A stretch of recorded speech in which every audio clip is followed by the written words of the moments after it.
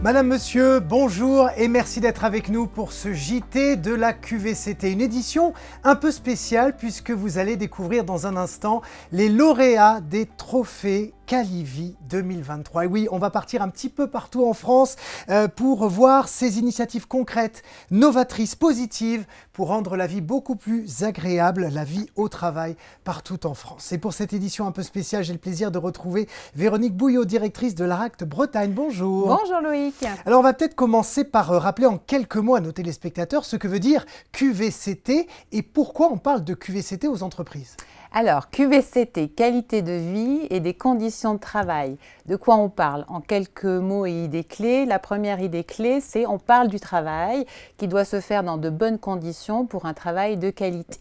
La deuxième idée clé, c'est une démarche collective qui embarque, qui mobilise l'ensemble de l'entreprise et qui s'inscrit dans le fonctionnement et dans la durée.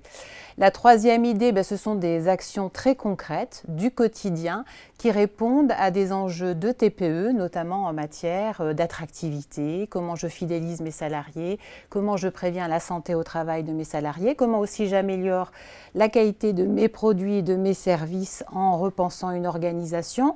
Et aussi, ça répond à des attentes sociales de mieux concilier vie personnelle et vie professionnelle. Quatrième idée, la QVCT ne se limite pas aux actions dont on parle périphériques, à savoir corbeille de fruits, massage ou baby-foot. C'est secondaire et complémentaire, ça contribue, mais ce n'est pas central. Donc c'est ça la QVCT, c'est une démarche gagnant-gagnante pour les salariés, pour une entreprise plus inclusive et en gros, dans laquelle on se sent bien, on produit mieux ensemble et on teste des nouvelles façons de travailler. Souvent, quand on parle de QVCT, on pense aux grandes entreprises, aux grands groupes, c'est-à-dire en gros ceux qui auraient le budget, pense-t-on, de mettre en place des conditions de travail optimales. Mais non en fait. Et oui, et pourtant, nous le voyons au quotidien que ces TPE mettent en place de bonnes pratiques en matière de QVCT, mais ne savent pas toujours les valoriser. Et c'est parfois initié par un dirigeant qui est volontaire, des salariés qui sont moteurs et qui ont envie ensemble de faire évoluer le travail et aussi faire évoluer les entreprises.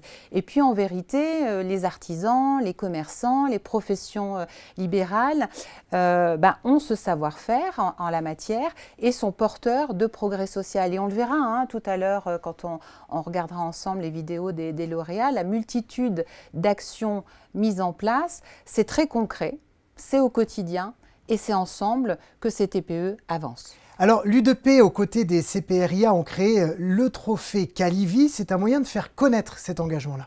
Oui, tout à fait. Ça répond à 3 objectifs. Donc, il est important, au travers du trophée Calivi, de parler autrement du sujet, qui peut peut-être paraître éloigné des préoccupations des TPE et réservé seulement, vous le disiez, aux grandes entreprises. Deuxième objectif, c'est aussi important que ce soit les entreprises qui en parlent. D'où l'idée de ces vidéos avec des témoignages de chefs d'entreprise et de salariés qui savent beaucoup mieux en parler que nous, professionnels, c'est beaucoup plus convaincant. Et puis, enfin, il faut diffuser, partager ces expériences inspirantes qui peuvent guider, qui peuvent être reprises, réinterprétées et contribuer à renforcer l'attractivité des métiers, l'organisation du travail et surtout faire en sorte que nos TPE réussissent. Alors, vous parlez d'organisation du travail, on va le voir en images, chers amis. Voici le premier lauréat du trophée Calivi pour la région Bourgogne-Franche-Comté, direction un salon de coiffure. J'ai un salon de coiffure à Is-sur-Tille, 15 minutes au nord de Dijon, blanc vénitien, que j'ai repris il y a 17 ans. C'était une personne seule qui le tenait en coiffure homme. Je l'ai transformé en coiffure mixte et aujourd'hui, j'ai 3 collaboratrices. J'ai mis en place cette démarche de QVCT pour que mes salariés soient bien dans mon entreprise et qu'elles soient heureuses de venir travailler. J'ai mis plusieurs actions en place avec mon équipe. Alors, j'ai investi dans du matériel ergonomique. J'ai mis en place les tickets restaurants, les 35 heures en 4 jours, ce qui donne de la souplesse pour l'agenda pour mes salariés. Et puis le plan épargne entreprise et on fait des réunions mensuelles pour échanger de tous les sujets qui tournent autour la vie dans le salon. Alors pour les formations, donc on échange ensemble, elles choisissent un petit peu ce qui leur plairait de faire et pour elles aussi c'est une montée en compétences, donc c'est très important pour leur cursus professionnel. Alors, la semaine de 4 jours est très importante puisque moi j'ai un enfant en bas âge, donc ce qui me permet d'avoir 3 jours dans la semaine avec lui, ce qui n'est pas négligeable. Ensuite, on a du matériel qui est mis à notre hauteur, les bacs par exemple, on peut les monter et les descendre. Donc pour la cliente c'est un confort, pour nous c'est un confort pour notre dos. Et on a également des tenues toutes identiques, hein. Le haut est identique, donc ça nous permet de garder une garde-robe intacte, d'éviter les taches de couleur ou de décoloration. Alors avec cette démarche, en fait, eh bien, il y a une bonne ambiance dans le salon, il n'y a pas d'absentéisme. J'ai une salariée qui habite à 50 km, donc pour elle, de faire 35 heures en 4 jours, ça lui fait des économies de temps et d'argent pour, entre autres, le carburant. Et du coup, j'y trouve mon compte et mes salariés aussi, parce qu'on a des échanges réguliers. Si elles veulent un jour précis, on s'arrange pour qu'elles l'aient. Enfin, donc, ça fonctionne bien. Voilà, la semaine de 4 jours qui est vraiment en plein cœur de l'actualité depuis plusieurs semaines. On voit que ça fonctionne.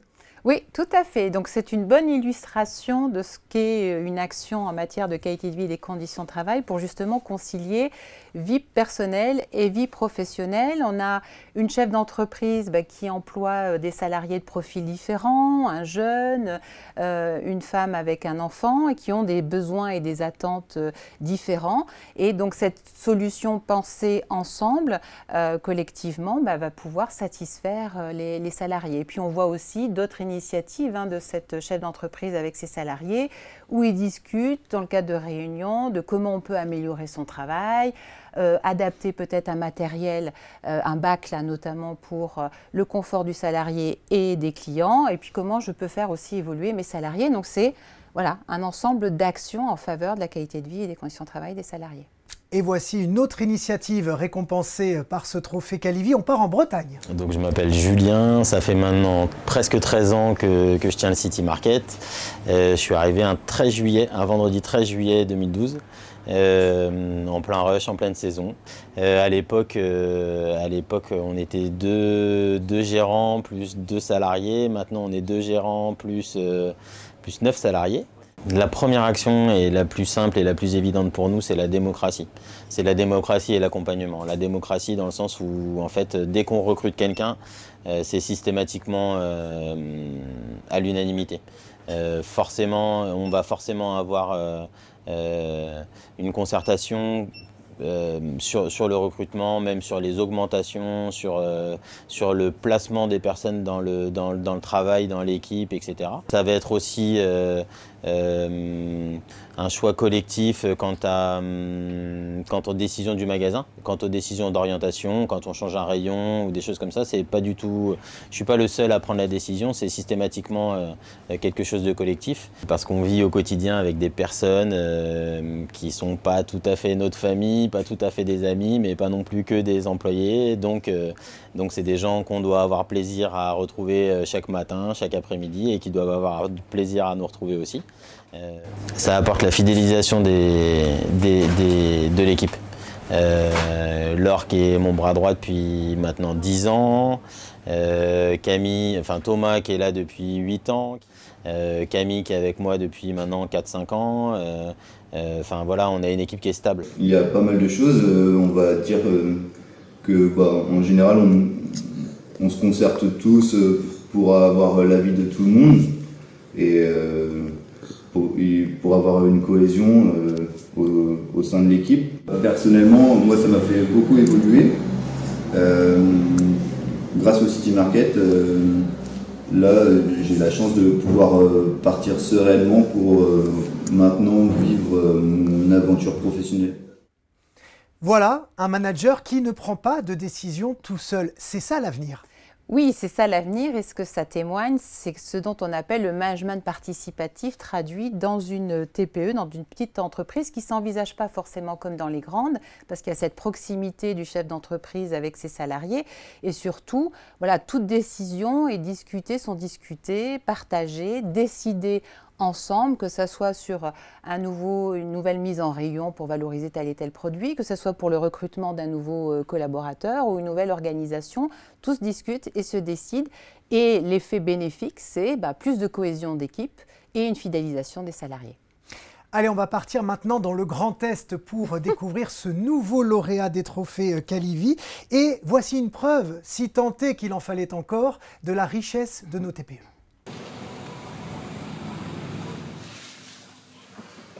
Je m'appelle Julien Arlot, j'ai 34 ans et je suis le créateur de la société Reims Publicité, 17 salariés.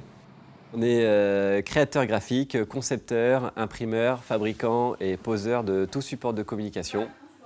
En fait, la qualité de vie au travail, je pense que c'est quelque chose qui est plutôt inné chez moi et donc dans le reste de l'équipe. Ça passe par des investissements comme les nouveaux locaux dans lesquels nous sommes aujourd'hui.